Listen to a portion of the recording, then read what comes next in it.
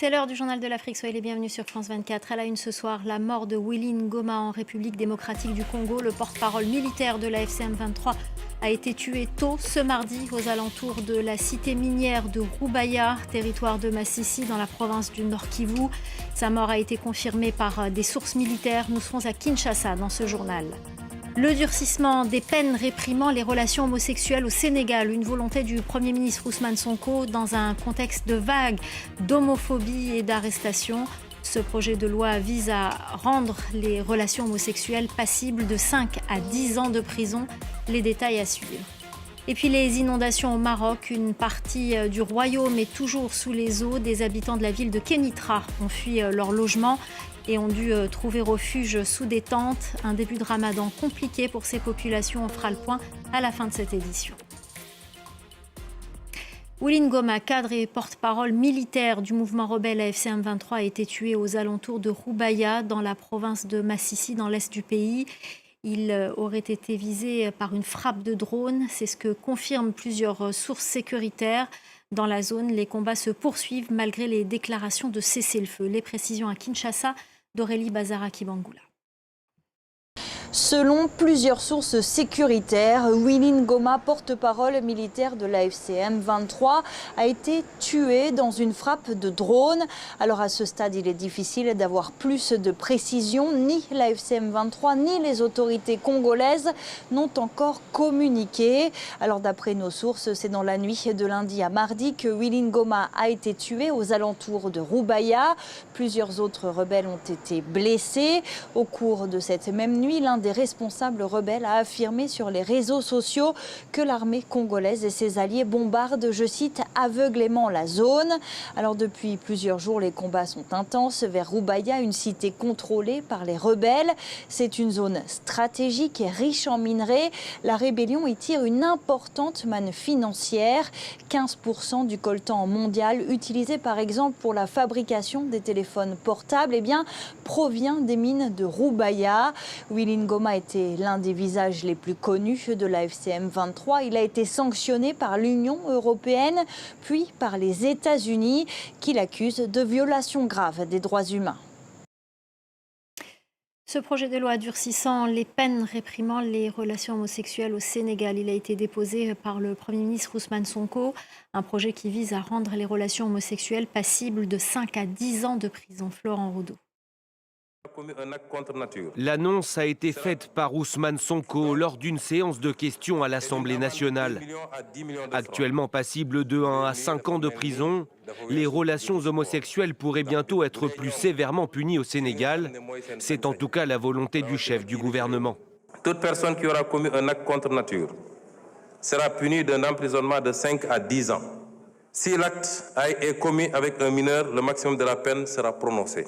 Le projet de loi prévoit aussi des peines de prison de 3 à 7 ans, ainsi que la perte de droits civiques pour toute personne qui aura fait l'apologie de l'homosexualité. Sa présentation intervient alors que les arrestations se multiplient dans le pays. Le 7 février dernier, sur dénonciation, 12 hommes sont interpellés. Plusieurs d'entre eux sont testés séropositifs. Ils sont alors accusés par les autorités sénégalaises de transmission volontaire du VIH et de mise en danger de la vie d'autrui. Depuis, une trentaine de personnes ont été arrêtées pour les mêmes motifs, selon la presse locale.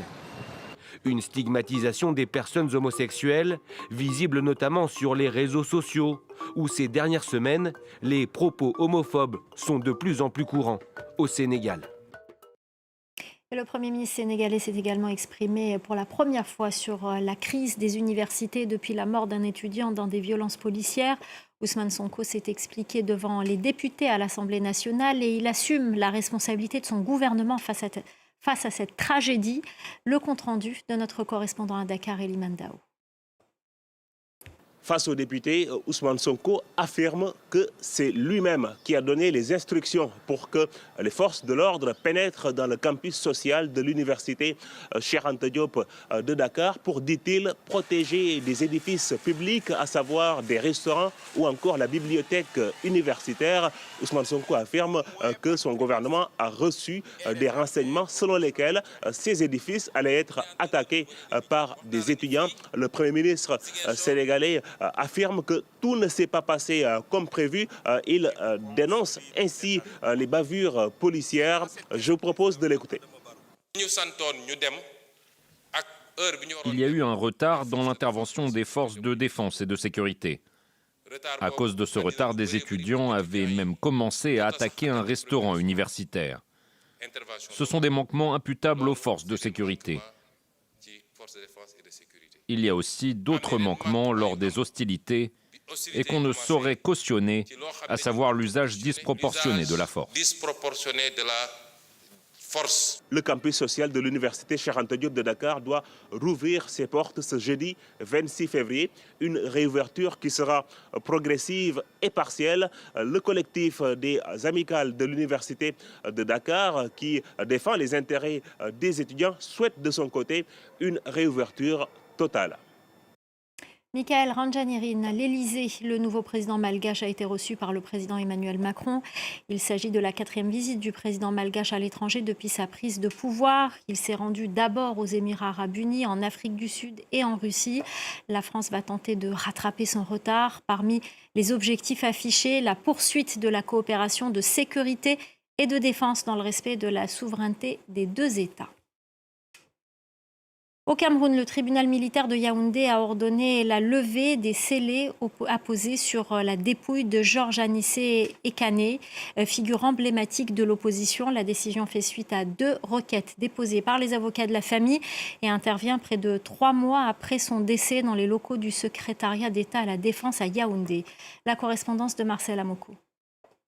La famille d'Anissé Ekane peut donc enfin entrer en possession de sa dépouille, placée à la morgue de l'hôpital central de Yaoundé depuis 86 jours, et commencé à faire son deuil en préparant ses obsèques. En tant que soutien actif d'Issa Chiroma Bakari, candidat à l'élection présidentielle du 12 octobre 2025, il était accusé, avec d'autres leaders de l'opposition, d'insurrection et d'incitation à la rébellion, après avoir soutenu que c'est le candidat de l'Union pour le changement qui avait remporté ce scrutin, même si les résultats officiels ont donné Paul Biya vainqueur. Il avait été arrêté à Douala, la capitale économique, et conduit en prison à Yaoundé. Sa famille estimait qu'il avait à ce moment-là une santé fragile. Anissé Ekane est décédé le 1er décembre 2025, faute de soins adéquats selon ses proches. Depuis, le corps avait été placé sous séquestre sans que l'on sache pour quel motif. Ses compagnons d'infortune, parmi lesquels Djokam Tchameni, sont quant à eux toujours en détention sans jugement.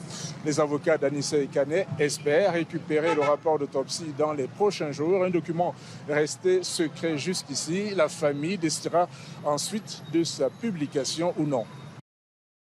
L'international marocain et joueur du PSG, Achraf Hakimi, est renvoyé en procès pour viol sur une jeune femme en février 2023. Achraf Hakimi avait été mis en examen et placé sous contrôle judiciaire en mars 2023.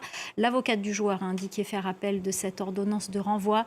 Si cet appel est rejeté, le footballeur sera jugé par la Cour criminelle départementale des Hauts-de-Seine à une date qui n'a pour l'instant pas été déterminée. Un début de Ramadan difficile pour les habitants de Kénitra au Maroc. Les pluies diluviennes ont détruit de nombreuses habitations. De nombreux sinistrés ont dû quitter leur foyer. Certains ont trouvé refuge sous des tentes. Laurent Berstecher. Dans ce camp de fortune, dressé à la hâte par les autorités marocaines pour héberger les victimes des inondations, Fatima et sa famille se préparent à rompre le jeûne du Ramadan avec les moyens du bord. Nous n'avons pas de quoi préparer la soupe traditionnelle. Nous ne pouvons pas acheter de poisson ni le reste des ingrédients. Tout manque ici et tout est cher. Nous n'avons pas d'argent parce que nous ne pouvons pas travailler. Frappé par des pluies torrentielles, le nord-ouest du Maroc fait face à des inondations dévastatrices depuis la fin janvier. Environ 180 000 personnes ont été évacuées. La plupart vivent aujourd'hui dans des camps sans eau courante ni électricité. Et si de nombreux habitants de la région ont été autorisés à regagner leur foyer, ceux-ci sont souvent encore inondés ou gravement endommagés. Mansour Amrani a récemment décidé de prendre le risque et vit dans la peur constante de l'effondrement. Nous ne dormons pas, car nous craignons que la maison ne s'écroule sur nos têtes et sur nos enfants. Nous ne sommes pas tranquilles. Dans les camps de déplacés, les familles font sécher leurs affaires au soleil en attendant la distribution quotidienne d'eau et de riz. Leur exil, qu'elles croyaient temporaire, dure maintenant depuis plus de 3 semaines. Et on se quitte avec ces belles images du championnat international de kitesurf au Cap-Vert qui vient de s'achever. Et c'est l'Australie et le Brésil qui se partagent la première place du podium. Je vous laisse admirer ces magnifiques images de l'île de Sal, une destination devenue prisée par les surfeurs. Et c'est la fin du Journal de l'Afrique. Restez avec nous, l'info continue sur France 24.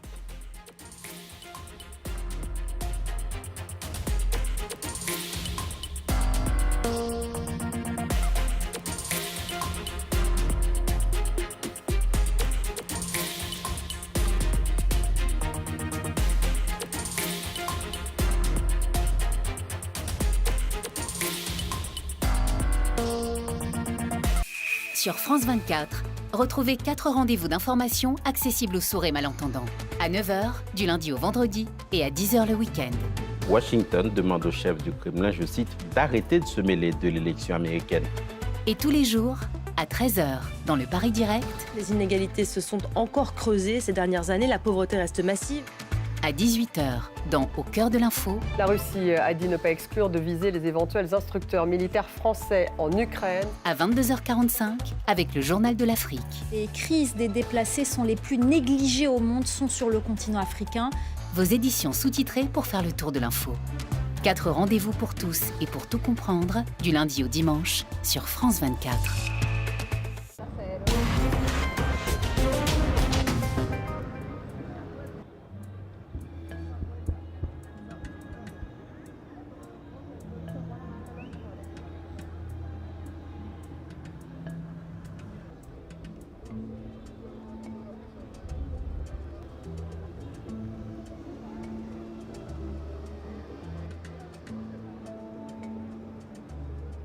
Actualmente la situación del turismo es crítica y la situación de los carros actualmente, cuando te estás dando cuenta que hay pocos carros porque hay poco combustible ya. El que tenía una reservita la tiene guardada porque fue la que pudo guardar cuando había combustible, pero ahora mismo la situación es crítica.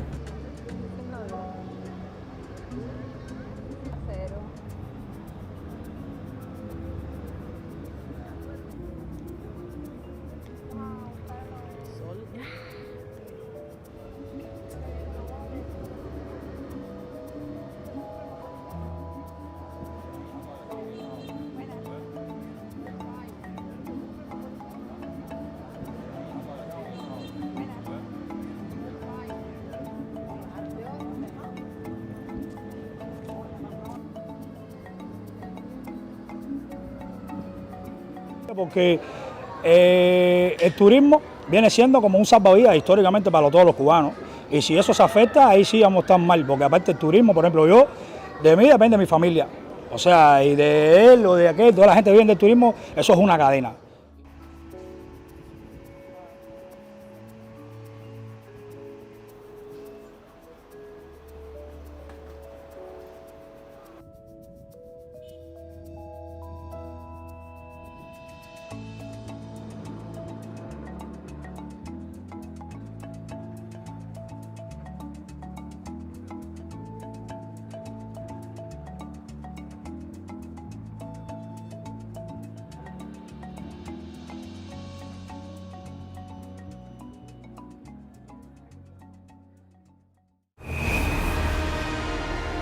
Depuis un an, il a tout bousculé. Économie, diplomatie, sécurité, immigration. Que va faire Donald Trump dans l'année à venir? Le président américain va dévoiler ses intentions dans son discours sur l'état de l'Union. L'Amérique et le monde retiennent leur souffle. Un événement à suivre en direct sur France 24.